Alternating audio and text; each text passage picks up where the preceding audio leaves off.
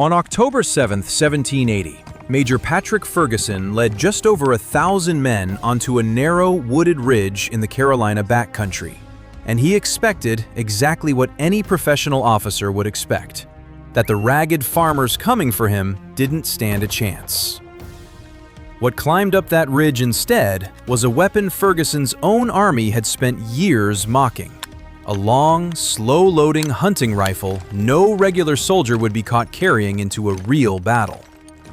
So how did 1,000 men with no uniforms, no cannons, no bayonets, and no single commander until 9 days earlier annihilate an entire regiment in a little over an hour?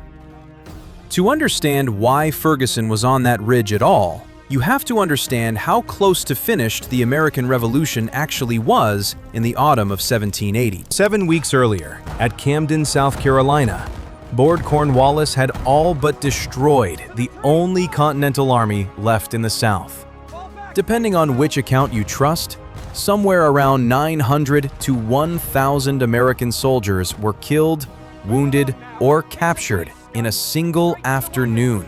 And the general who'd been sent to save the southern colonies, Horatio Gates, reportedly rode more than 60 miles from the battlefield before he stopped running.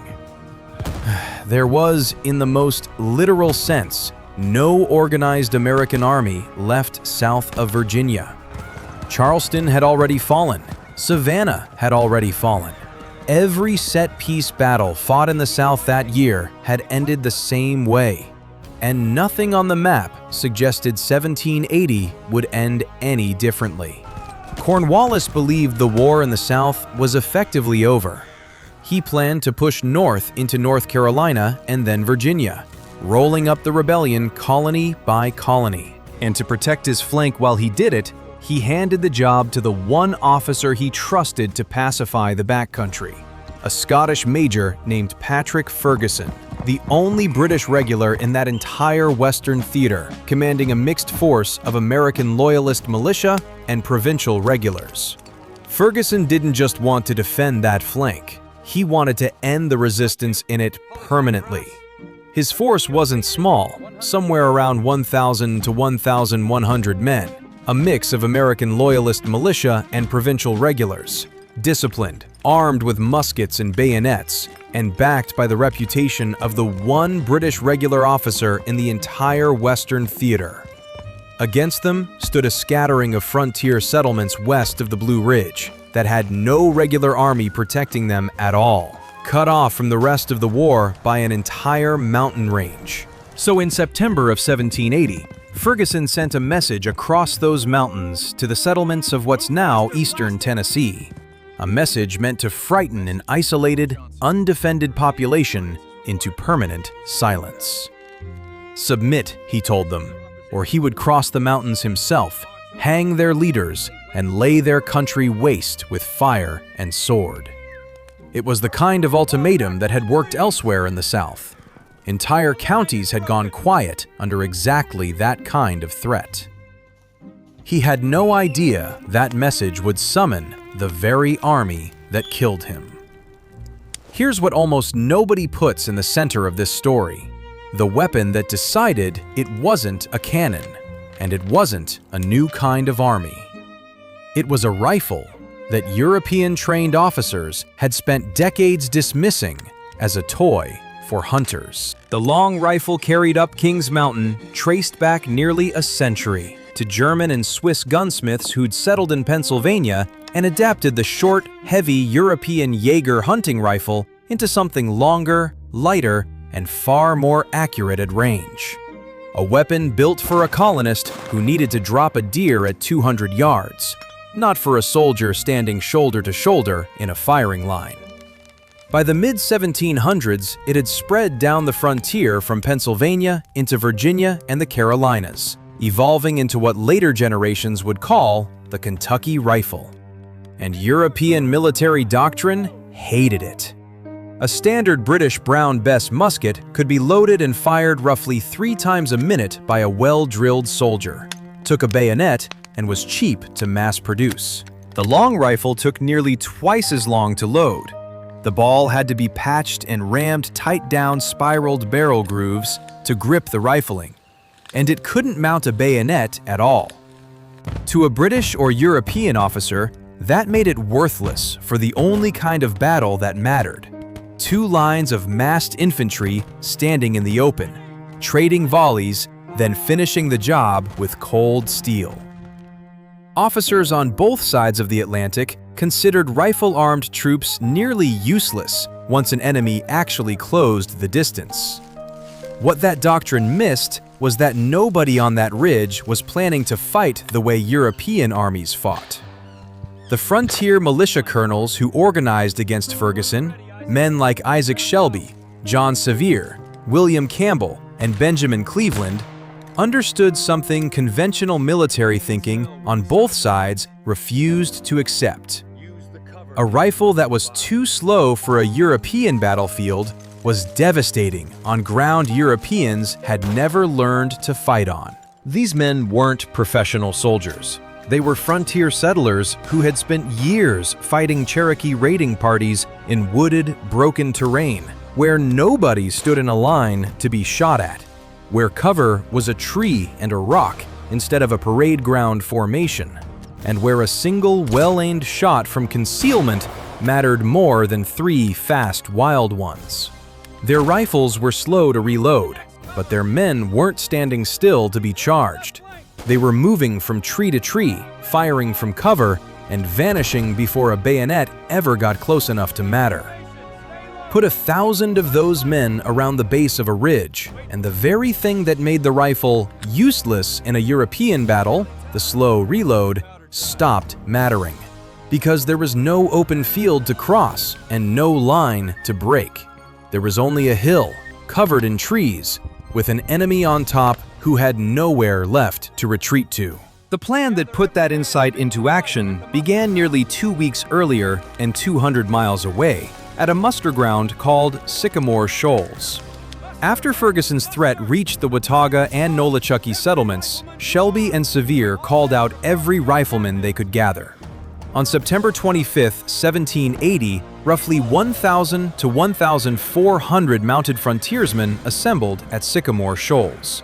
Men who, days earlier, had been farmers and hunters, now riding as an army with no overall commander because no continental officer of superior rank was present to naturally take charge. That command gap would only get resolved days later, almost as an afterthought, when the colonels agreed by council to put Virginia's William Campbell nominally in charge, less because he outranked the others, and more because he wasn't attached to any of the rival factions among them. From Sycamore Shoals, the militia crossed the Blue Ridge through Yellow Mountain Gap in a driving snowstorm, picking up additional militia companies along the way under commanders like Charles McDowell and James Williams, swelling their numbers before splitting off a smaller, faster-moving detachment, somewhere in the range of 900 to 1,000 mounted men, to close the distance before Ferguson could either escape north to Cornwallis's main army or receive reinforcements of his own. They caught him at Kings Mountain, a narrow, rocky ridge barely 600 yards long and only about 60 feet above the surrounding ground. Not a broad plateau, but a tight spine of rock with steep, wooded slopes on every side, and no room at the top to maneuver. On the morning of October 7th, the Patriot colonels dismounted their men roughly a mile from the base of the ridge, tied off the horses, and split the force into separate columns. Campbell's Virginians, Shelby's and Sevier's men, Cleveland's North Carolinians, McDowell's and Williams's companies, each assigned a different face of the mountain to climb. This wasn't a formation in the European sense at all. There was no single line of battle, no reserve held back in the rear, no artillery to soften the position first. There was simply an agreement: surround the base completely and start climbing from every direction at roughly the same time. That single decision is the entire tactic. A European army encircling a hill still assumed the defenders could mass their strength and punch through one side of the ring, the way a boxer breaks a clinch. What the colonels understood, And what Ferguson, trained in conventional European tactics, didn't fully account for is that a ring made of riflemen fighting from tree cover doesn't have a weak point the way a formed line of infantry does. Each column advanced independently, tree to tree, rock to rock, firing upward as it climbed, using the trunks and boulders on the slope as cover, the same way these men had used cover for years fighting Cherokee war parties in that same kind of terrain. If one column got pushed back by a bayonet charge, it simply fell back 30 or 40 yards to the next stand of trees and kept firing from there, while the columns on every other side of the mountain kept closing the circle, uncontested. There was no single line to break through because there was no single line at all. Ferguson could win every individual clash on the slope and still lose the mountain, because winning a clash only moved the fight sideways, never off the hill. Patrick Ferguson had every reason, on paper, to believe he'd win. He wasn't just any officer, he was the inventor of his own weapon, the Ferguson rifle, an early breech-loading design he'd patented in 1776 that could be reloaded from a prone position far faster than any standard musket. A genuine technical leap for the era that had impressed King George III's own officers in demonstrations. 3 years earlier, at the Battle of Brandywine, Ferguson had reportedly had an unidentified senior American officer in his sights. Later, legend, never confirmed, held it might have been Washington himself, and chose not to fire, because shooting a man in the back struck him as beneath a soldier's honor. That same day, he took a musket ball through his own right elbow and never fully used the arm again, learning to fight left-handed for the rest of his life. He was, by every account, brave, principled, and utterly convinced that a defensible ridge, a numerically strong garrison, and disciplined bayonet charges made his position unbreakable. He is said to have told his men he held ground from which God Almighty could not drive him, a line that's almost certainly been polished by 2 centuries of retelling, but one that captures exactly the kind of confidence that put him on that hilltop instead of continuing his retreat toward Cornwallis's army. What Ferguson didn't respect, because almost no European-trained officer of his era did, was that 1,000 men who'd learned to fight in the woods against the Cherokee didn't need to win a stand-up fight. They only needed to surround him and wait him out, tree by tree. At around 3 in the afternoon on October 7th, the Patriot columns began climbing. The Loyalist provincials on top responded exactly the way they'd been trained. Fixed bayonets, formed up, and charged downhill into whichever Patriot line was closest, driving it back. It worked, for about as long as it took the retreating militiamen to reach the next stand of trees, turn, and start firing again, while the columns on the far side of the ridge kept advancing unopposed. Every bayonet charge that succeeded in pushing back one group of riflemen simply cost Ferguson time and ground on every side he wasn't currently charging toward. The sound, by every surviving account, was constant and directionless, rifle fire seeming to come from every point of the compass at once, because it was.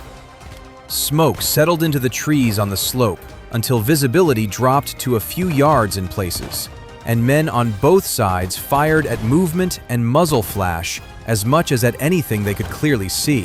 Ferguson rode back and forth across the narrow crest on his horse, conspicuous in a checkered coat worn over his uniform, which made him easy to pick out even through the smoke. A silver whistle in his mouth, blowing signals and rallying his men from one threatened face of the ridge to the next. Every time he plugged one gap, another column closed in somewhere else. The ring kept tightening anyway, and the space his men had left to maneuver in kept shrinking with it.